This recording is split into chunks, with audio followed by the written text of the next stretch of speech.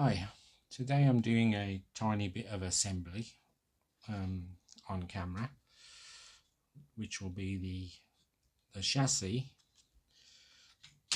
to the body shell. Now this may prove difficult, as it often does, because if there's anything not fitting properly in the chassis, it can press against the body and stop it from fitting neatly, or it might cause a use of force to actually put the body on, which I think might be the case in a couple of places on this thing. But anyway, we're going to try it using the old Revell cement applicator with the thin stem, which I find rather useful myself because it doesn't let out an extreme amount of glue, so it's quite good. So we'll use that and see if we can get the two parts together. We've got the tape ready to hold it together if we need to, which I think we probably will. But I've been holding up on putting this together for some time now because of the problems that you sometimes have. Sometimes they fit together really nicely and neatly, these cars, and sometimes you might struggle with them. I think this one might be a little bit of a struggle, but we'll get it there in the end.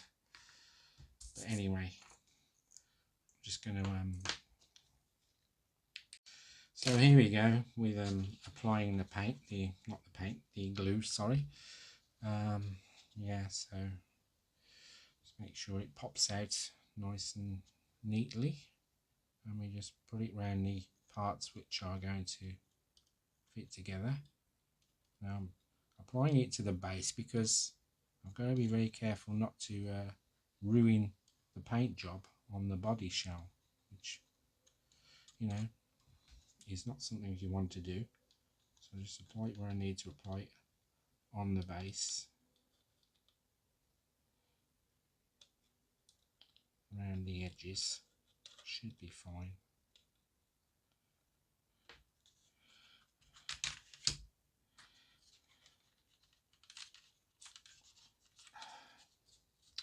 Yeah.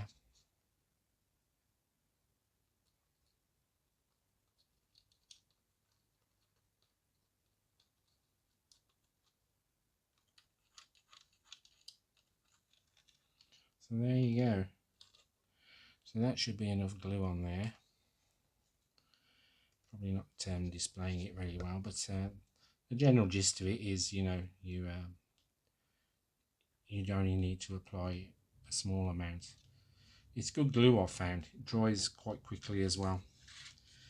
But, you know, I'm not going to get into any arguments about what is the best glue or who makes the best products. The thing with kit making is it's always a bit of a bind. Whoever's making the kits, whatever manufacturer puts them together, you're always going to have some assembly problems. Let's have a look here. Yeah, we need a bit of tape on there. So put some tape on here, as you see. Now once you've got the tape in place, you pull it nice and tightly, closing the gap between the two parts, and it holds it in place like so. And we need another piece here, the front end.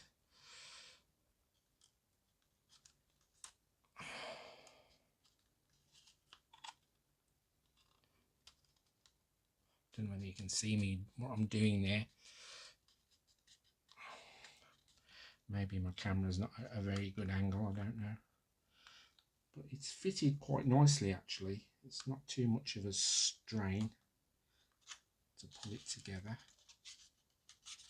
There we go.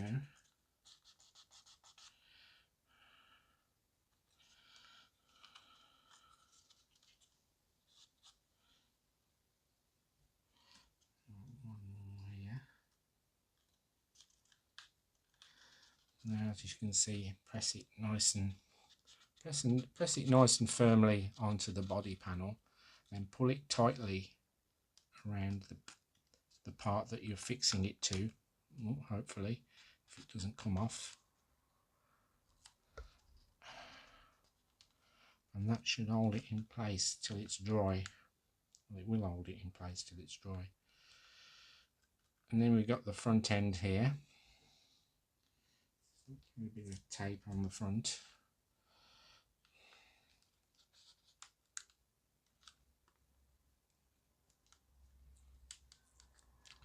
Just along the front part there, pressing it down hard, and then pressing it down hard on the underside of the chassis. So it's all in place.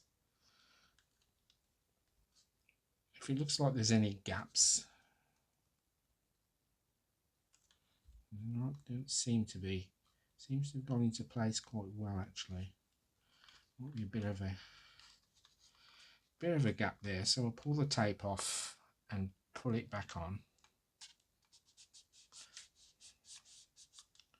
This is how I do it anyway.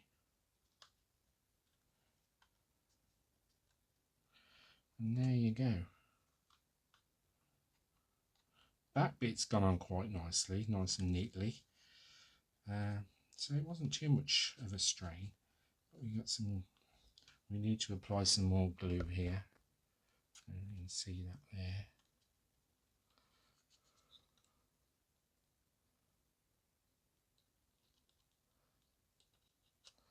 Yeah, there you go.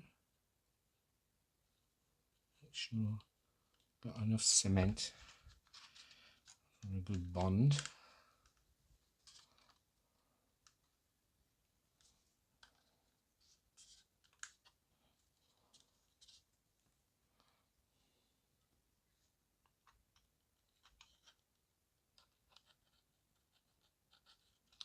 Doesn't matter too much because it's the underside of the vehicle, and anyway, but you know, I will repaint any areas that get a bit blotched or whatever. But there you go. That wasn't as bad as what I thought it might be. So there you go. As you can see, you got the bits of tape holding it in position, nice and tightly bound around, as I say, if it didn't come across too well. But yeah,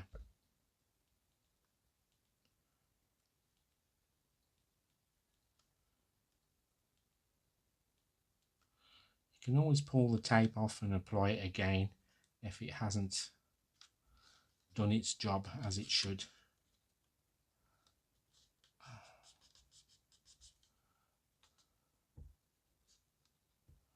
Yeah, might need a bit more, so I'll just take a couple of pieces more for the front. There you go. There we go. It's a bit of an evening session just to complete parts of this and make it all one video rather than, you know, spread out. Yeah, so here we are on so we're up this section here. We're still on section 11 and 10, or rather the other way around. No, 11 and 12, sorry. What am I talking about? I don't freaking know. But there we go. So we got the top bit here with some bits that have to go on, and the section 12, which mainly concerns the rear end. I'm not sure if it's a diffuser, but it's just another piece that goes on the back that holds the rear lights as well, the rear light boxes. It's part of the rear end. But yeah, so it's already painted. You got that, and there's just a little part to go inside it. And let's just have a look here, see if that should have dried nicely. Little tiny part, another tiny part there, if you can see it. Yeah, there it is. the titanium gold again, having to get the titanium gold out again, and gloss black. So that's got to connect with this rear end tail light holder. You can see you got your tail lights there.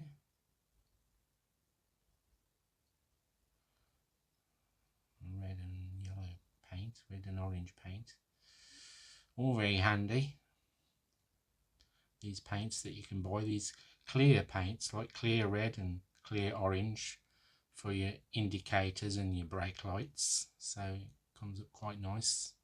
You can see there you've got the outer red one and inner orange one. Yeah, that one's the same, but it's not as can get the angle of the light on it properly. But yeah, so it's just popping this on the back. Before we do that, just gotta put this strange little, I don't know what it is, it's some kind of connecting device pointing outwards. There we go. And also we're going to just go through this process of removing the tape which we put on earlier. So just pull it all off. Hopefully everything's stuck nice and solid. I swear this tape's so good you could use it twice. Tamiya tape is absolutely the bee's knees.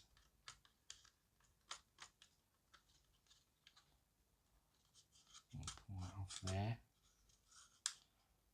as you can see. So everything's fairly solid. Bit of a gap there, maybe I'll have to look into that. That one's alright. Yeah, you can see there's a bit of a gap developed here, which means I'm going to have to put some more tape down and glue it down harder and hold it in place. Sometimes it happens, things don't, you know, stick down as well as you'd like. I've had some experiences of that which have been absolutely terrible. I once made a an old Airfix model that was so warped, two of the parts were so warped, I had to sit there for 45 minutes holding them together till the glue's set. Maybe even longer than that, I can't remember, but it was a freaking nightmare in terms of it going together neatly. Yeah.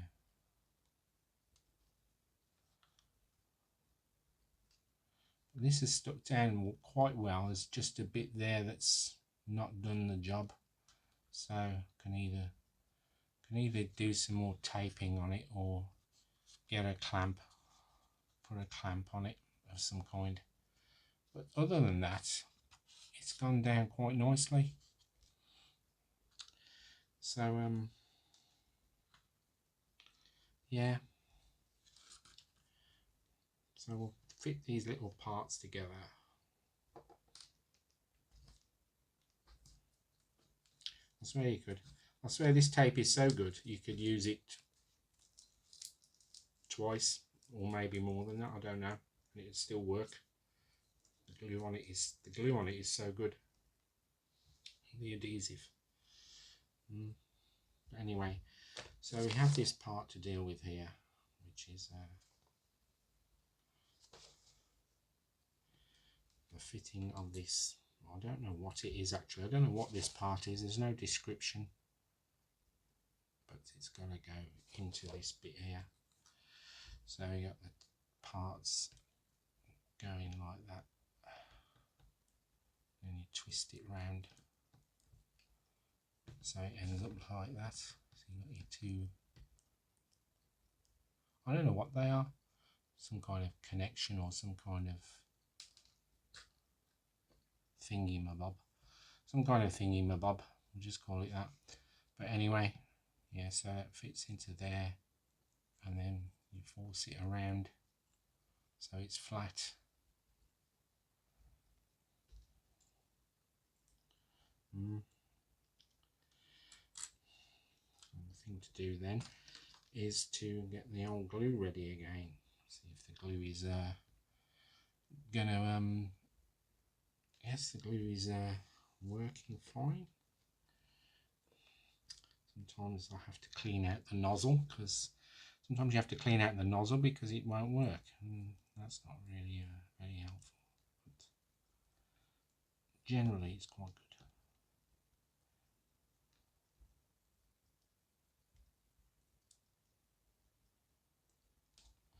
So we take the applicator and very carefully apply the glue. Shall we apply it on the other side? I don't know. Yeah, I'll apply it on the side where it's not actually visible.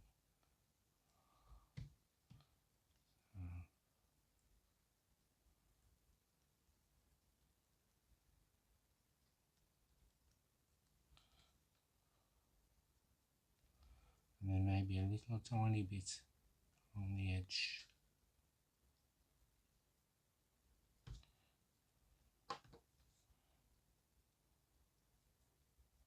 So there you go.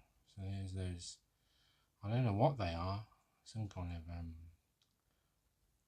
something connected to the engine, maybe some kind of exhaust, I'm not sure. Oh no, because they're pointing forwards, aren't they?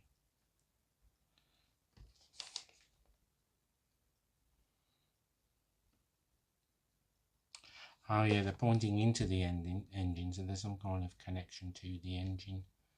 I don't know what they are. No description, nothing. So I'll pop that over there, leave that to dry, and that's where we are with it. Now the other thing we can do is also put that part onto the back of the car here.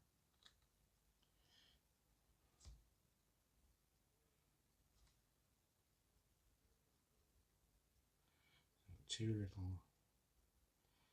little protrusions that slide into two little holes. So we have that part ready, and we pop it into place. And it can require a certain amount of sliding about till we find the holes, and it fits exactly where it should. In the holes, so there's some connection with those rods to part of the engine. I don't know what that is exactly. But there, it's gone together quite neatly. You can see there. You've got the two rods pointing into the engine.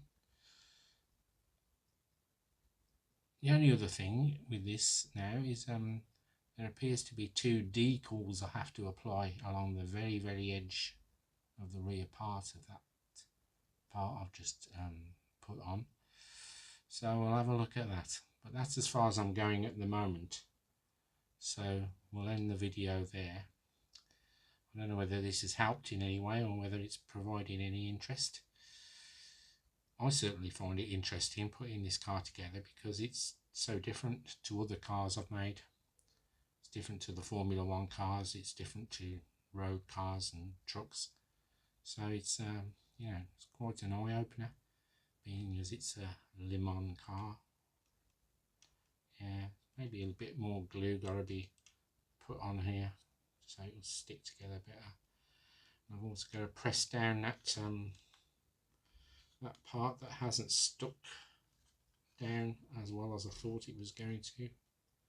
So it's going to take another piece of tape, very strongly applied, to hold that into position there.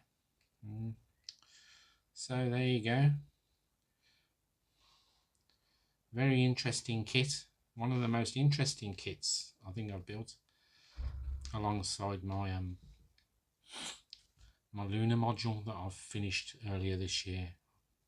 Did the Revell lunar module, which was very interesting, but also it had that problem of, well, you've got parts on the interior that might interfere with the pressing down of the body onto the chassis, or onto whatever the lunar, not the lunar module, yeah, it was the lunar module, or the command module rather, sorry. The command module had a lot of parts inside that pressed against the body, and so there are one or two gaps in it which aren't very nice, but it was the best I could do, because when you put in those parts on the chassis, you don't know if they're going to be in the absolute precise position that they don't interfere with any other parts that are going on outside of them. But this isn't too bad. Usually the Tamiya cars are, you know, pretty good. I mean, you know, it's the builder, not the kit. I always say that to me, from, you know, from my philosophy.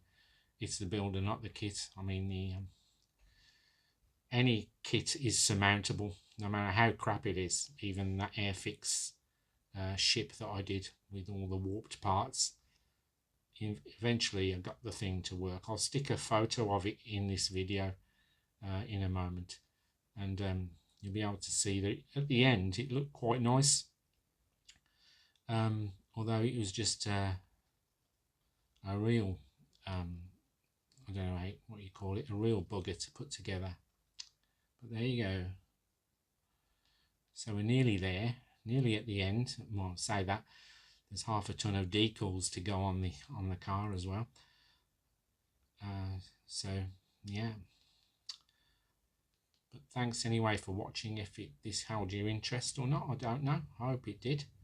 It's certainly interesting to me anyway.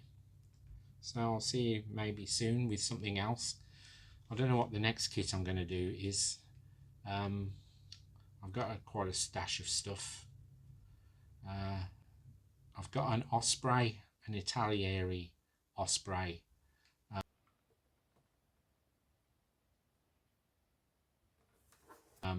Kit, you know, the amazing vertical takeoff and forward moving with the swiveling rotor engine helicopter type thing that really goes fast in real life. So I might do that next. It's one of the only military kits I have. I don't care much for military things, but some military designs are very interesting, you know, like say the F-14 Tomcat. I've got another one of those I've just purchased as well, a Hasegawa, so I might look into that. But mainly I stay away from military stuff because it's just not my thing. I don't care for wars and people throwing things at each other, really. Been enough of it. So, you know, things like cars are just people racing each other and being friendly generally. So that's why I do them, or commercial aircraft. You know, it's like the two sides of man's nature: his communicative side and his aggressive side.